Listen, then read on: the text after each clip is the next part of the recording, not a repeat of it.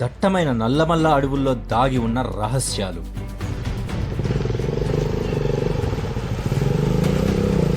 అసలు ఇప్పుడు మన ప్రయాణం ఎక్కడికి?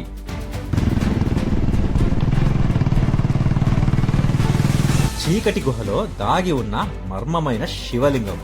స్వామివారికి అభిషేకం జరుగుతూనే ఉంటుందండి ఇక్కడ. చూడండి, ఇప్పటికీ ఆ గుహలో అశ్వత్థాముడు సంచరిస్తూ ఉన్నాడా? మొత్తం గబ్బిలాలు ఎలా జరుగుతున్నాయో చూడండి. ఓ,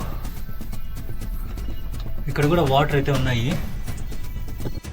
7 పడగల నాగుపాము ఆ గుహలో ఇప్పటికీ ఉందా? గుహ లోపలికి రావాలంటే పడుకొనే రావాల్సి ఉంటుంది. నా బ్యాక్గ్రౌండ్లో కనిపిస్తున్నాయి కదా, అవే నాగపడిగలు. వీటన్నిటి వెనుక దాగి ఉన్న రహస్యాలను మనం ఇప్పుడు ఛేదిద్దాం పదండి.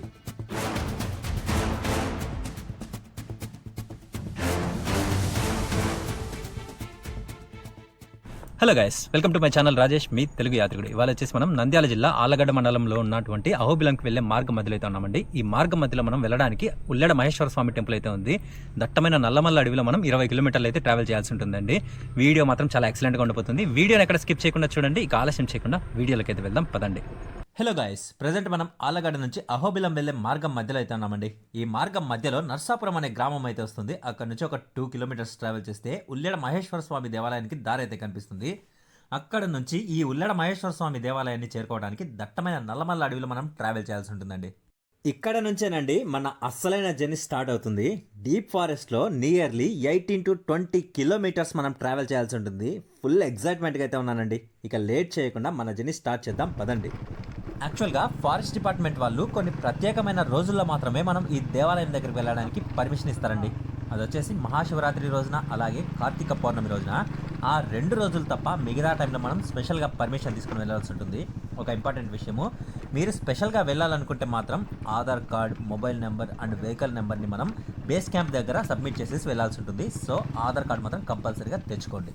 దట్టమైన నల్లమల్ల అడవిలో ఇద్దరమే ప్రయాణం చేస్తున్నాము. మేము వెళ్ళే రూట్ కరెక్టో కాదో కూడా మాకు తెలియదు, బట్ లొకేషన్స్ మాత్రం చాలా బాగున్నాయండి.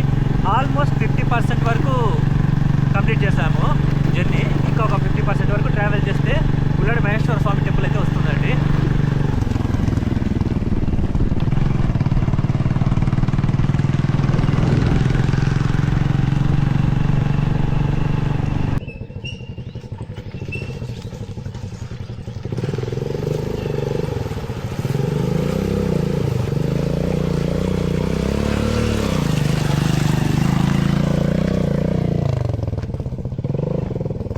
ఎంతో కష్టపడి 20 కిలోమీటర్లు ట్రావెల్ చేసి వస్తే ఫైనల్గా ఉల్లెడ మహేశ్వర స్వామి టెంపుల్ దగ్గరికి అయితే వచ్చేసామండి.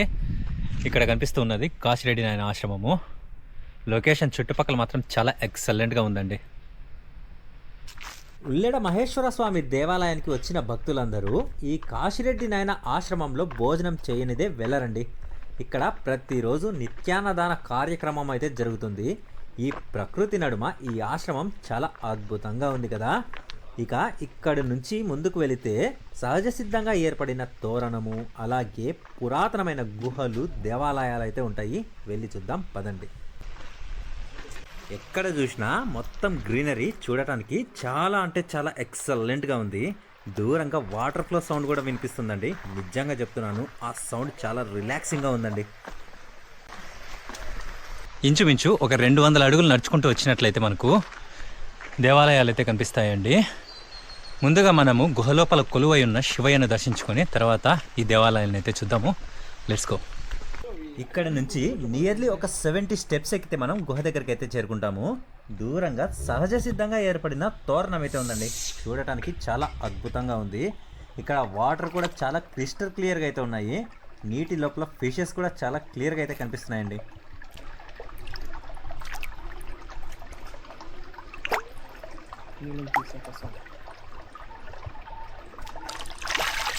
ఈ ప్రదేశానికి ఉల్లెడ అనే పేరు ఎందుకు వచ్చిందంటే ఇక్కడ ఉన్న ఈ సహజ సిద్ధంగా ఏర్పడిన తోరణం వల్లేనండి. ఉల్లెడ అంటే పెళ్లికి ఏర్పాటు చేసిన ఒక పందిరి అని అర్థమండి. ఈ సహజ సిద్ధంగా ఏర్పడిన తోరణం కింద చాలామంది దేవతల పెళ్లిళ్ళు జరిగాయట. అందువల్లే ఈ ప్రదేశానికి ఉల్లెడ అనే పేరు వచ్చింది. అలాగే ఈ ప్రదేశంలో ఉన్నటువంటి మహేశ్వరుడి వల్ల అశ్వత్థాముడికి శాప విమోచనం జరిగిందట.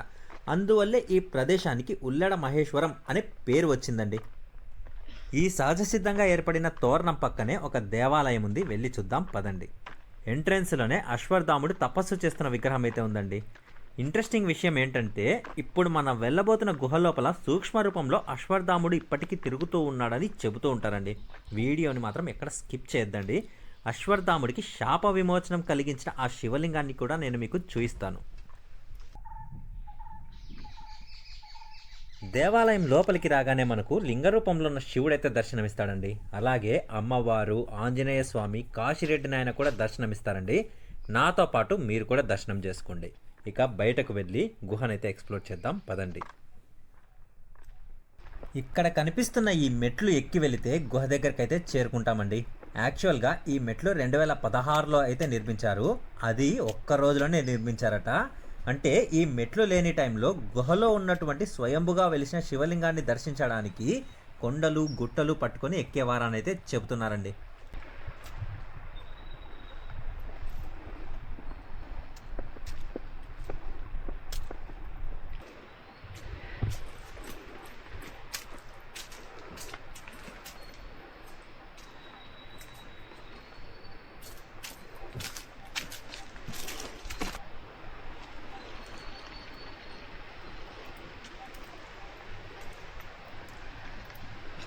లొకేషన్ మాత్రం చాలా ఎక్సలెంట్గా ఉంది.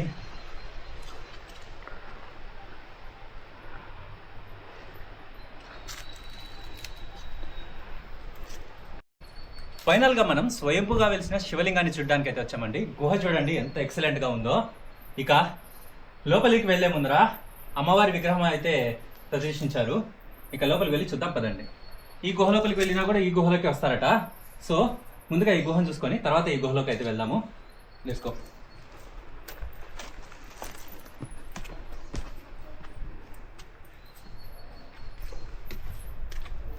మొత్తానికైతే మాత్రము చాలా చీకటిగా అయితే ఉంది లోపల. నా ఫ్లాష్ లైట్ ఏం పనిచేస్తుందో ఏమో నాకు తెలియదు.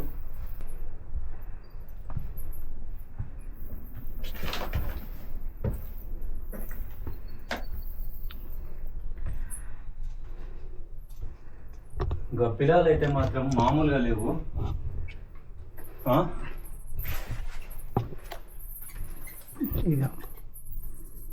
వచ్చేసి బాగానే కనపడుతుందిగా కెమెరాలో, చాలా బాగా.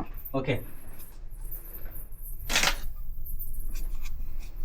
భయపడద్దు గబ్బిలాల మీదకి వస్తే.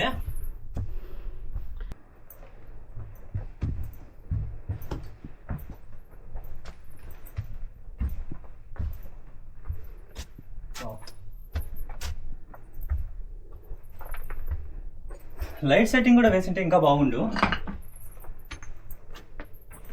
బట్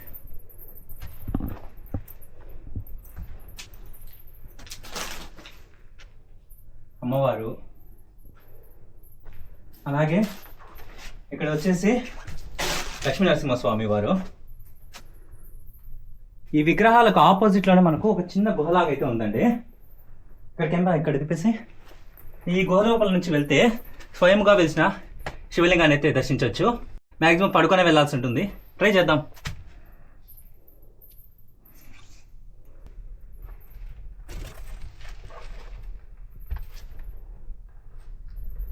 ఓ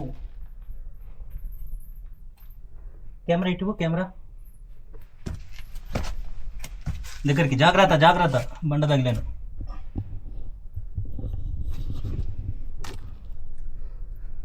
ఒకసారి చూడండి, ఆడికైనా స్టాప్. గబ్బిలము అదే ఎలా ఉందో. ఆడికైనా స్టాప్. అంతే.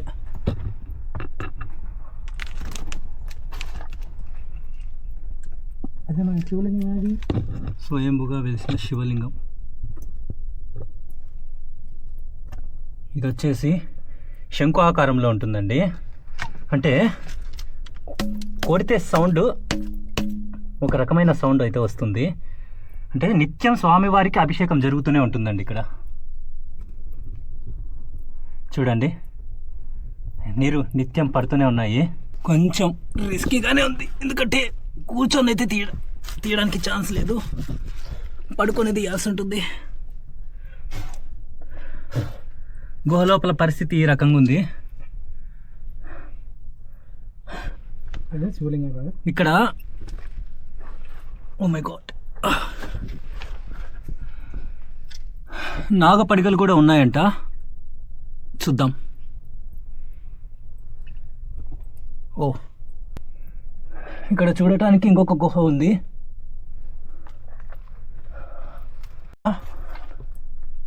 స్వయంభుగా వెలిసిన పాము పడిగ. పాము పడిగ దగ్గర నుంచి నీరు చుక్క చుక్క స్వామి మీద అయితే పడుతూ ఉన్నాయి.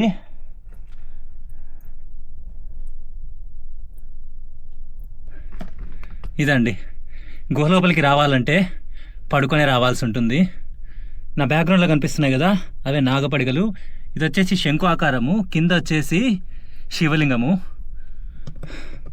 ఇక ఇక్కడ నుంచి వెళ్తే ఇంకొక గుహ ఉంది, బట్ మనిషి పట్టేంత అయితే లేదు. సో రిటర్న్ వెళ్ళి ఇంకొక గుహ ఉంది, దాన్ని కవర్ చేసుకుందాం.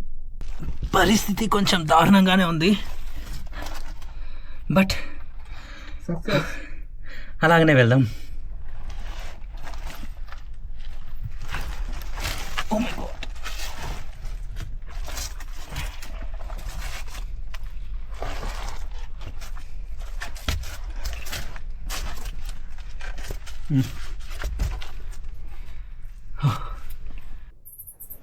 నా ఫ్లాష్ లైట్ కూడా ఆన్ చేసి పెడతాను, ఎందుకన్నా మంచిది. ఓకే. ఓ గబ్లాల్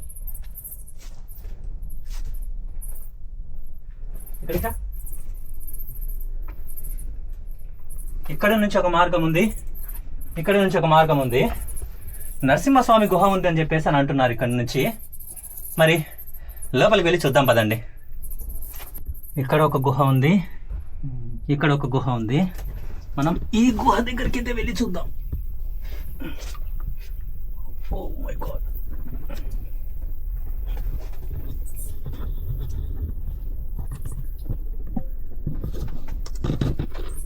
మొత్తానికైతే పడుకొని అయితే వెళ్ళాల్సి వస్తూ ఉంది.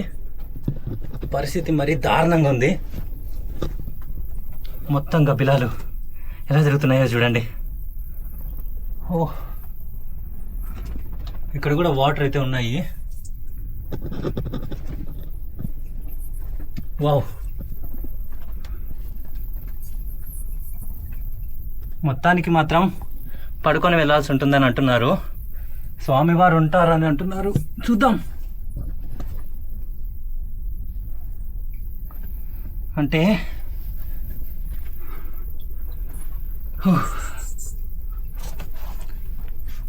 దీపాలు అవన్నీ ఉన్నాయి. ఇది ఇటు ఉంటుంది మనతోని.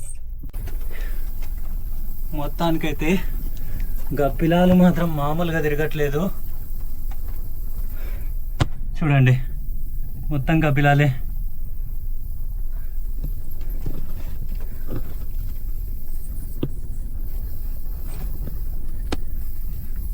రిస్క్ తీసుకొని అయితే వెళ్దామా. ఇక ఆల్మోస్ట్ దగ్గరికి అయితే వచ్చేసాం. లోపల నిలబడేంత ప్లేస్ అయితే ఉంది ఇక్కడ.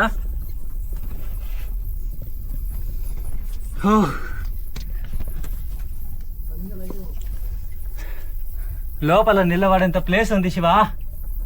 స్వామివారు చాలా అద్భుతంగా ఉన్నారు. పరకలు కూడా ఉన్నాయి. కష్టపడి లోపలికైతే వచ్చేసాము. అలా కింద మీద పడి లోపలికైతే వచ్చాము. లోపల మరీ దారుణంగా ఉంది సిచ్యువేషన్ మాత్రము. ఇక్కడ స్వయంభుగా వెలిసిన నరసింహస్వామి వారు.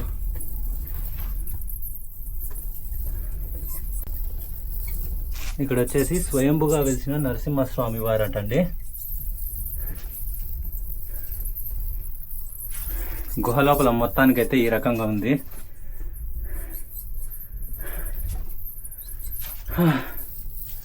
కింద మీద పడి వచ్చాము. ఇక్కడ ఇంకొక గుహ కూడా ఉంది, బట్ పోయి ఇరక్కపోయేంత రిస్క్ అయితే తీసుకోను. ఎవరో క్లీనింగ్ ప్రాసెస్ కూడా పెట్టుకున్నారు, ఎందుకంటే నా పరకలు గిరకలు కూడా పెట్టారు. సో మనుషులు వస్తూ ఉంటారు ఇక్కడికి కూడా. ఇంకా బయటికి వెళ్దాం.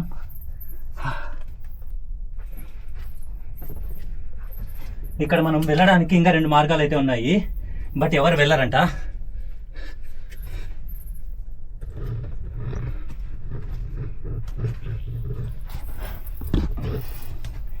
లెట్స్ గో, ఇంకా బయటికి వెళ్దాం. దా.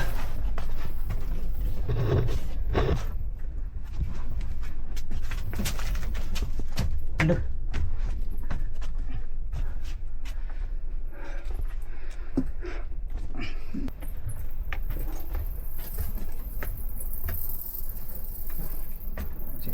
లొకేషన్ మాత్రం ఇక్కడ నుంచి చూస్తుంటే చాలా ఎక్సలెంట్ గా ఉంది.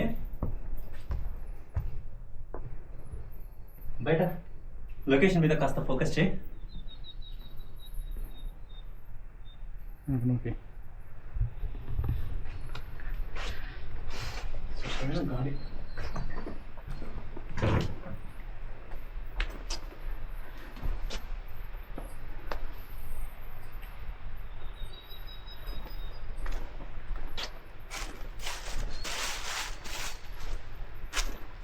ఇప్పుడు మనం చూసినటువంటి ఆ గుహ పక్కనే ఇంకొక గుహ ఉందండి. బట్ అక్కడికి వెళ్ళడానికి మనకు పర్మిషన్ లేదు. అందులో ఆ గుహనైతే క్లోజ్ చేశారు. అందుకు ఆ గుహనైతే మనం ఎక్స్ప్లోర్ చేయలేకపోయామండి. ఇక ఆ గుహ పక్కనే ఏదో ఒక చిన్న గుహ అయితే ఉందంట. లోయ లోపలికి వెళ్ళి మిచ్చనెక్కేసి పైకి వెళ్ళాల్సి ఉంటుందండి. సో అక్కడికి వెళ్ళి చూద్దాం పదండి.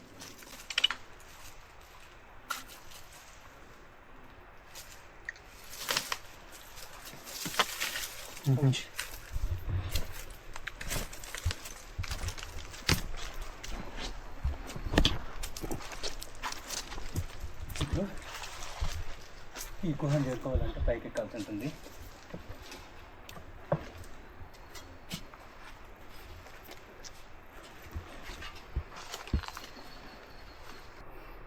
చిన్నగా ఏర్పాటు చేసుకున్నాడు. లోపల మంచము అన్నీ పగడ్బందీగా ఏర్పాటు చేసుకున్నారు స్వామివారు.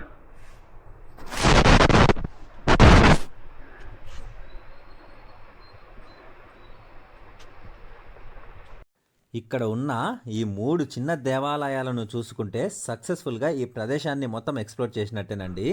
ముందుగా మనకు అమ్మవారి దేవాలయం అయితే ఉంటుందండి. ఈ దేవాలయం పక్కనే మనకు శివాలయం కూడా ఉంటుంది. కార్తీక పౌర్ణమి టైంలో వచ్చారంటే మాత్రం ఈ ప్రదేశంలో నిలబడడానికి కూడా ప్లేస్ ఉండదట, అంతమంది జనాలు అయితే వస్తారండి. ఇక చివరిగా విభూతి స్వామివారి విగ్రహం అయితే ఉంటుందండి. ఈ స్వామివారు ఇక్కడే జీవ సమాధి అయ్యారట. ఎంతో కష్టపడి ఈ వీడియో నేను తీశానండి. ఐ హోప్ నా ఈ వీడియో మీకు నచ్చిందనే నేను అనుకుంటున్నాను. నచ్చినట్లయితే don't forget to like, share, subscribe. సరికొత్త వీడియోతో మళ్ళీ కలుద్దాం. Until then bye bye.